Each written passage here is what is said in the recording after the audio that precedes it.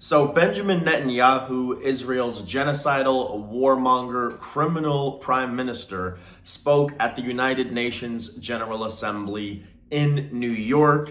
And if you can't read Spanish, which I'm sure most of you don't, what this post is saying here is that the majority of the countries of the United Nations abandoned the General Assembly upon the arrival of Netanyahu.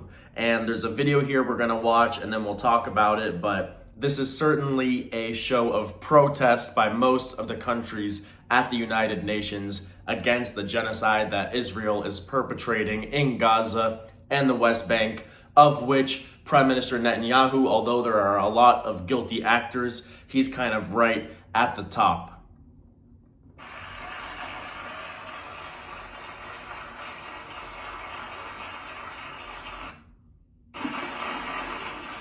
So there is some applause because, of course, Israel does still have his friends. I'm sure that the American delegation is among those applauding. In the hall. Please, order in the hall.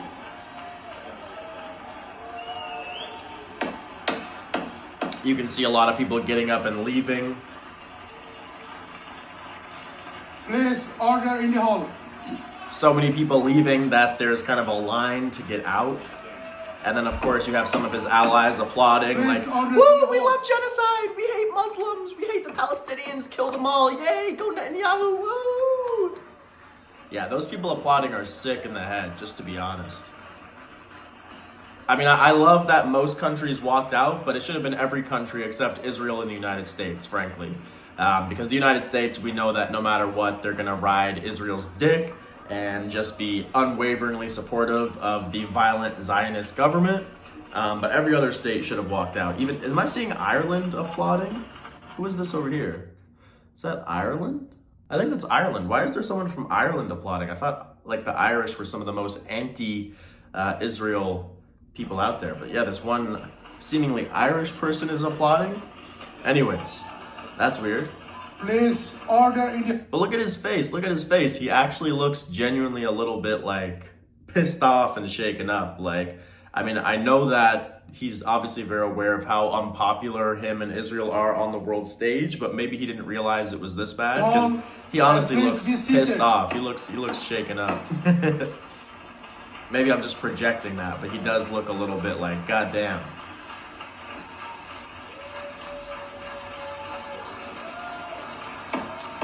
Look how empty this thing is, man. If you compare this to when Trump spoke, everybody was seated. Every nation had their delegates there. And frankly, I don't think that's because they all love Trump. I think it's because they all realize that the United States is one of the two most powerful countries in the world, and they kind of all want to be on the United States' good side. I'm sure many of them in private have many issues with Trump, but they felt like, hey, like we gotta be there. This is the big speech from the big country, you know what I mean? The big bad United States. Whereas Israel, they're like, man, fuck this shit. We hate your ass. Please, order in the hall.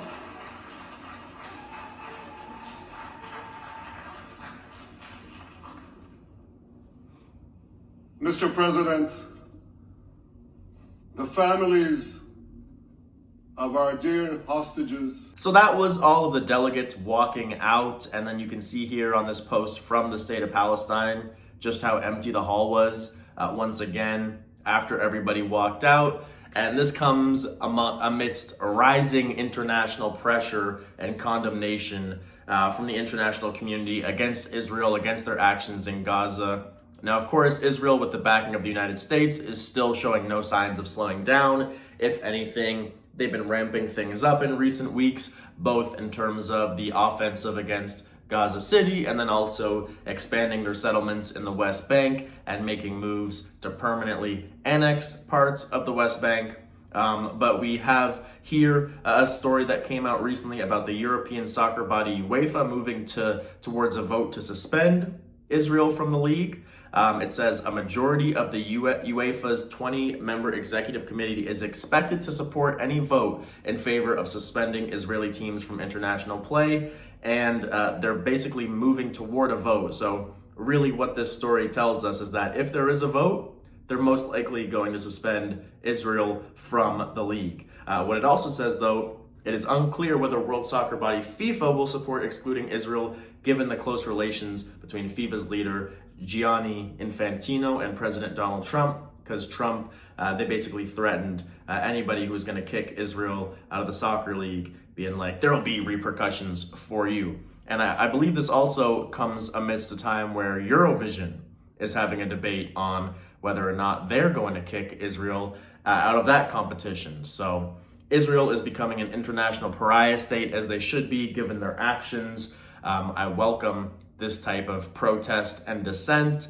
Again, the main power source from which Israel draws its ability to do what it's doing is the United States. So as long as it has the backing of the Trump administration, unfortunately, we probably won't see their genocide come to an end anytime soon. But this type of pressure is getting us closer to a point where maybe we'll see a change in behavior. I don't think it's around the corner, but I think we're heading down a path where more and more international pressure will build up. And hopefully eventually it hits a point where the United States, not because they don't support Israel, but maybe they'll feel like, okay, we can't be the only one supporting this anymore. I don't know if that'll actually happen. I kind of doubt it pessimistically, but one can hope.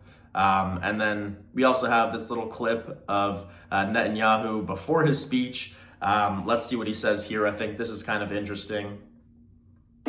יצא עכשיו עם רעייתי לעצרת האו"ם ולוושינגטון.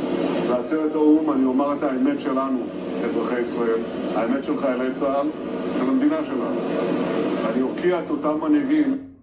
I find this quote so ironic. I will denounce those leaders who, instead of denouncing the murderers, rapists, and child burners, because I know he's referring to Hamas October 7th, but bro, take a look in the mirror, because all of these actions, murdering, rape, child burning, the Israeli government is equally, if not more guilty of these same crimes, because the scale of which Israel has committed murder, mass rape on detainees, I mean, and that's not a conspiracy, there are videos of it. There were literal protests in Israel for the right to rape Palestinian prisoners, which sounds so fucked up, but go look into it. This is 100% documented and true. And child burning, I mean, they've been incinerating children with bombs in Gaza for the past 2 years plus. So it's just kind of, this is like a, it's projection at its worst here, saying that, oh, instead of denouncing the murderers, rapists, and child burners, it's like, bro, you're the murderer, rapist, and child burners. Like, oh my God. שבמקום להוקיע את הרוצחים, האנסים, שורפי הילדים, רוצים לתת להם מדינה בלב ארץ ישראל. זה לא יקרה. Basically saying that a Palestinian state will not happen. Obviously that's been his government's position since well before October 7th, but, they're hardening down on it in the face of countries like Canada, Portugal, France, UK, Australia, now recognizing a Palestinian state. His best friend, President Trump. לדון איתו על ההזדמנויות הגדולות שהניצחונות שלנו הביאו וגם על הצורך שלנו להשלים את מטרות המלחמה. זאת אומרת, להחזיר את כל חטופינו, להכריע את החמאס.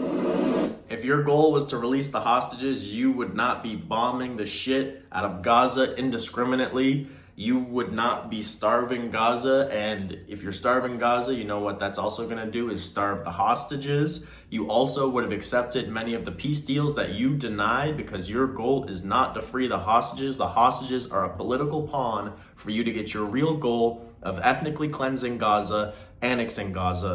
We all know that is your long-term goal. You're hiding behind the hostages defeating Hamas.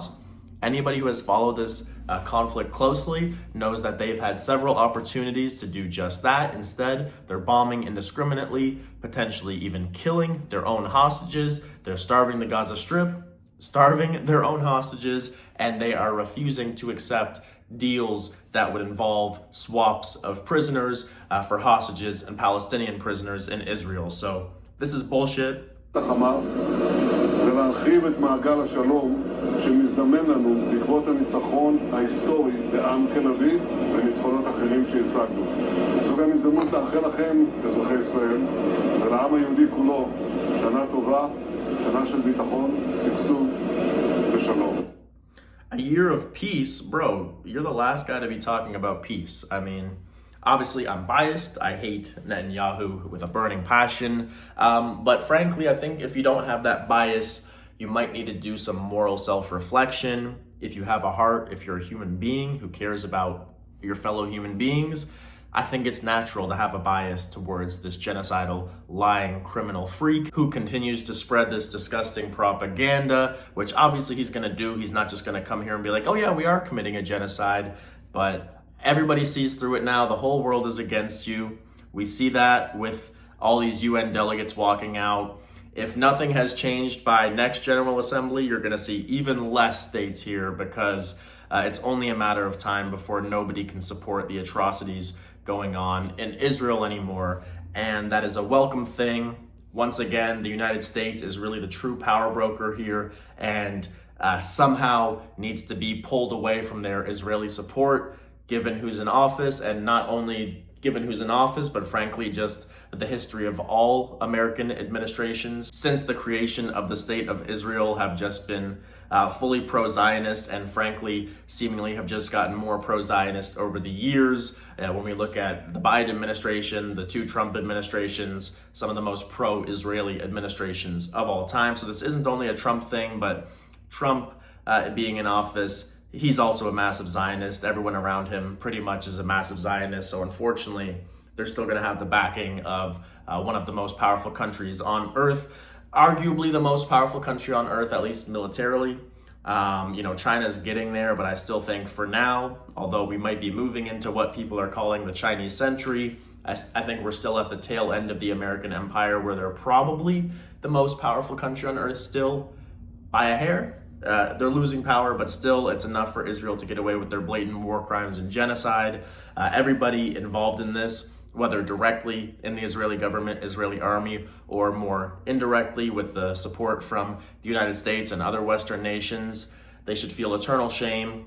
It's disgusting, it needs to stop, but it is good to see this kind of international backlash against this horrific human being.